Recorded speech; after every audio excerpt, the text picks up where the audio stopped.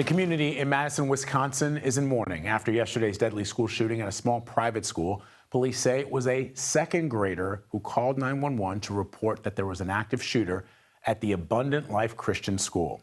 The shooting killed one student and one teacher. Police say the suspected shooter was a 15-year-old girl who died from a self-inflicted gunshot wound. At least 6 other people were taken to the hospital, including 2 students with life-threatening injuries. The trauma, it's a lot, because I'm sure they lost friends and teachers, which is not okay. And I don't think they will be okay for a long time. How many gunshots did you hear? I heard 2. And what were you thinking? What are you thinking now? I was scared. Why did they do that? Why? Why? That's the question we're all asking. I want to bring in CBS News correspondent Ian Lee, who's following the very latest for us this morning. So, Ian, when you hear a child like that asking why, that's understandable because they're just babies practically. But the adults in this situation are also asking why. So what are the police saying? What kind of questions do they have and what kind of answers are they getting? Yeah, good morning, Vlad. That is the big question today. Why this 15-year-old carry out that crime? And behind me, this is her home. And you could possibly see the front door there. There is a blanket there right now. That is because police breached that entrance when they came to this house yesterday. You can also see there's a damaged window there. That is because they were afraid there could be some explosives behind the door. They weren't taking any chances. But this is what the police chief said about the family earlier this morning. Well, we know that her family is cooperating with all investigation right now. We'll spend a lot of time today going through some items that we took from her house as a result of a search. We'll look through her social media, talk to some of her friends, and really try to piece together how a 15-year-old was able to do something like this in such a short amount of time.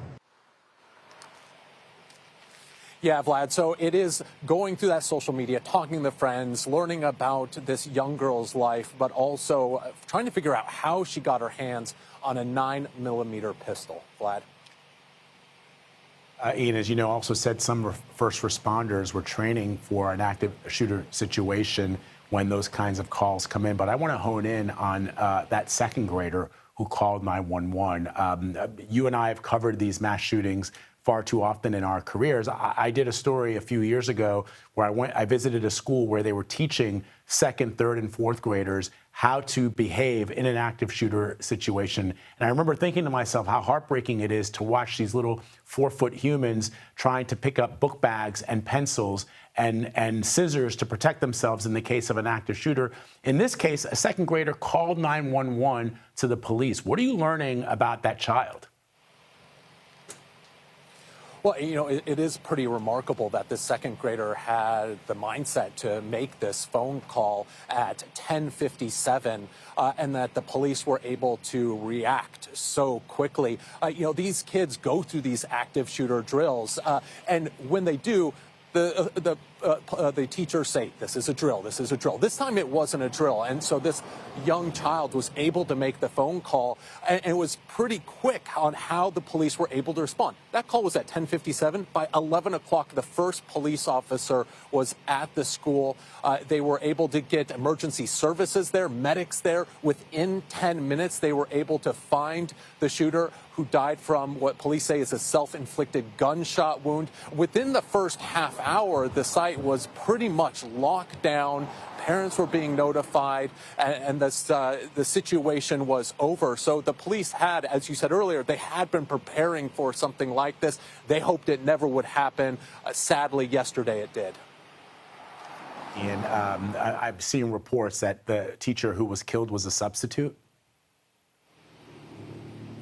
Yeah, that is what we're learning. We heard that from the police chief this morning, something that is just so tragic.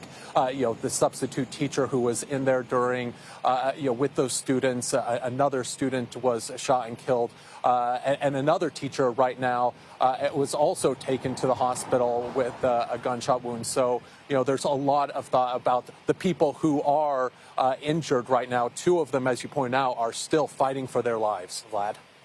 All right, Ian Lee covering just another mass shooting in the United States. Sadly, tragically, hearts go out to the victims. Thank you, Ian, for your reporting. Appreciate it.